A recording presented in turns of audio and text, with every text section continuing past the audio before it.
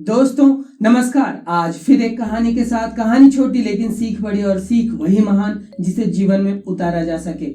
हमारे आसपास कई ऐसे लोग होते हैं जो हमारी हर चीज पर कुछ न कुछ खोट निकाल दिया करते हैं, और ये ऐसे लोग हैं, इनकी वंशज कैसे आई, आज इस पर हम आपको कहानी, एक हास्य कहानी के माध्यम से समझाना चाह रहे हैं कि इस तरह के लोगों से हमें कैसे निपटना है। एक सर्वनिंदक महाराज थे, उनका नाम ही अब सर्वनिंदक महाराज रख दिया गया, क्योंकि वे हर किसी न काम में खोट निकाला करते थे। कोई काम करके सुस्ता रहा है तो कहते ये कैसा कामचोर आदमी है। कोई काम करता रहता तो बोलते कि ये देखो गधे की तरह इसकी जिंदगी है, केवल काम ही काम किए जा रहा है। कोई कुछ करता तो उसमें खोट निकाल देते, कोई कुछ करता तो उसमें खोट निकाल देते। इसलिए इनका नाम सर्वनिंदक महाराज ही रख दिया गया, क्योंकि कहीं न कहीं से क्या कमी है वह ढूंढ ही लिया करते थे। ऐसे ये ज्ञानी व्यक्ति थे। और हमारे आसपास भी ऐसे कई सारे लोग होते हैं, जब आप कुछ काम करते हैं तो उसमें कुछ न कुछ खोट इस तरह के लोग निकाला ही करते हैं। ठीक उसी तरह के ये लोग थे। अब इनकी जो ख्याति है, सर्वनिंदक महाराज की ख्याति, वह विष्णु लोक तक जाती है। ये एक ऐसा व्यक्ति है जो हर अच्छे काम में कोई ना कोई खोट निकाल ही दिया करता है। तब विष्णु भगवान ने यह बात नारद से कही कि तुम उन्हें यहाँ बुलाओ और उनकी सेवा की जाए, और देखते हैं कि वे इसमें खोट निकाल पाते हैं या नहीं निकाल पाते हैं। नारद जी पृथ्वी लोक आते हैं और सर्वनिंदक महाराज को आमंत्रण देते हैं कि आपको विष्णु लोक बुलाया गया है, वहां पर आप भोज पर आप शामिल होइए। सर्वनिंदक महाराज खुश हो जाते हैं और बोलते हैं ठीक है, बिल्कुल है, मुझे ले चलिए। अब नारद जी उन्हें लेकर विष्णु लोक चलते हैं। विष्णु लोक जब पहुंचते हैं तब खुद माता लक्ष्मी इन सर्वनिंदक महाराज के लिए विभिन्न प्रकार के पकवान 56 भोग बनाती हैं और खिलाने भी लगती हैं। अब इस तरह का भोजन खाकर वह भी देवी लक्ष्मी का बनाया हुआ, वह उनकी आत्मा ही तृप्त हो जाती है। खूब शक्कर खाते हैं और यह सब विष्णु भगवान देख रहे होते हैं कि आज शायद यह सर्वनिंदक महाराज कोई खोट ना निकाल पाए। स्वयं माता लक्ष्मी उनको भोजन परोस रही हैं और खुद बनाकर खिला रही हैं। शायद आज कोई कमी ना निकल पाए। जब भोजन कर लेते हैं सर्वनिंदक महाराज, तब विष्णु भगवान नारद जी से कहते हैं कि जाकर जरा पूछो सर्वनिंदक महाराज से कि कोई कमी तो नहीं रह गई, खाना तो अच्छा लगा। अब यह नारद जी पहुंचते हैं सर्वनिंदक महाराज के पास और पूछते हैं कि सर्वनिंदक जी, आपको भोजन तो पसंद आया ना?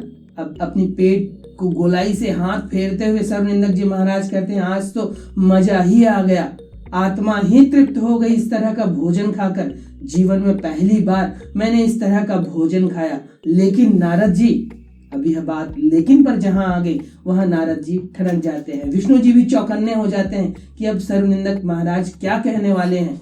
अब सर्वनिंदक महाराज जी कहते हैं कि लेकिन नारद जी, इतना भी अच्छा खाना नहीं बनाना चाहिए कि प्राण ही निकल जाए खाते खाते। यह सुनकर विष्णु जी अपना माथा हाथ सर पटक लेते हैं और कहते हैं कि इनको कुछ नहीं सुधारा जाता है। और इनकी इस निंदा की खूबी से बहुत प्रसन्न होकर विष्णु जी इनके सामने आते हैं और कहते हैं कि सर्वनिंदक महाराज, मैं तुम्हारी इस खूबी से प्रसन्न हुआ, तुम वर मांगो, क्या मांगते हो? तब सर्वनिंदक जी महाराज कहते हैं कि हे प्रभु, मुझे आशीर्वाद दीजिए कि मेरा यह वंश इसी तरह बढ़ता रहे और मैं खूब फल फूलूं। अब विष्णु भगवान मुस्कुराते हुए उन्हें आशीर्वाद दे देते हैं। इसी प्रकार यह वंश, इनका जो वंश है, अब हम तक पहुंच चुका है और हमारे आसपास इनकी तादाद इतनी हो गई है कि घर परिवार में भी इस तरह के लोग मिल जाते हैं। अपने आसपास मोहल्ले तो छोड़ दीजिए, घर परिवार में भी कुछ सदस्य ऐसे हो जाते हैं जो आपकी निंदा किया करते हैं। लेकिन यहाँ पर आपको करना क्या है, इस पर बात ध्यान दीजिएगा। अगर आपको कोई चीज लगती है कि यह चीज आप जो कर रहे हैं यह आपके आत्मा के करीब है, हृदय के करीब है, उस काम में आप जुट जाइए, उस काम में अपनी पूरी समर्पण दे दीजिए, अपना 100% दे दीजिए, 200% दे दीजिए।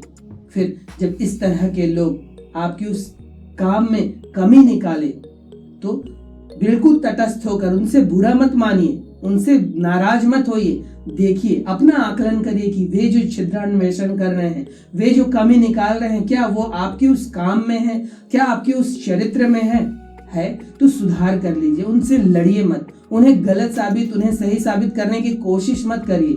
कोई ऐसा व्यक्ति जो आपकी कमी निकाल रहा है, उसे बहुत बहुत धन्यवाद दीजिए कि वह आपको सुधार ला सकता है आपके उस काम में, आपके व्यक्तित्व में।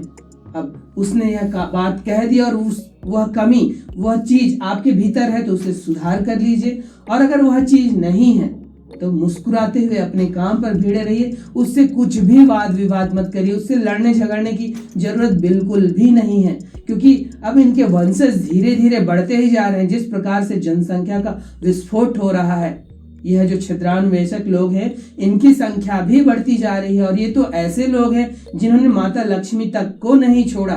तब आप किस खेत की मूली हैं?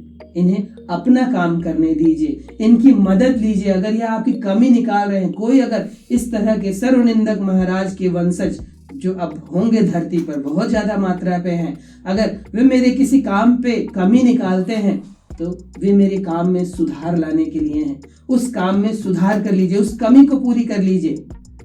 अगर उनके द्वारा बताई गई कमी नहीं है तो फिर मुस्कुराइए और अपने काम में फिर से भिड़ जाइए। उनसे लड़ने झगड़ने की जरूरत बिल्कुल भी नहीं है। और जब आप इस प्रकार का करते हैं, तब ये जो सर्वनिंदक महाराज हैं, ये जो छिद्रान्वेषक लोग हैं, ये जो कमी निकालने वाले लोग हैं, यह आपके जीवन में सफलता का कारण बन सकते हैं।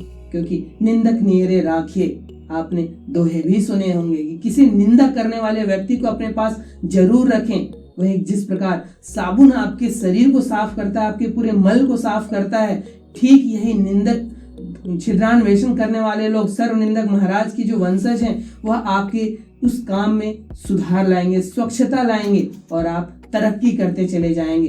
तो इस छोटी सी हास्य कथा से हमने यही सीख लेते हुए कि कोई अगर कमी निकालता है तो वह आपको सुधार लाता है, उससे लड़ने झगड़ने की जरूरत बिल्कुल भी नहीं है। और यही छिद्रान्वेषक, यही सर्वनिंदक महाराज की जो वंशज हैं, यह सफल लोगों के बहुत काम आते हैं। तो आप भी अगर सफल होना चाहते हैं तो इन सर्वनिंदक महाराज, इन छिद्रान्वेषक लोगों को, ये निंदा करने वाले लोगों से बुरा मत मानिए और अपने काम में सुधार लाते चले जाइए।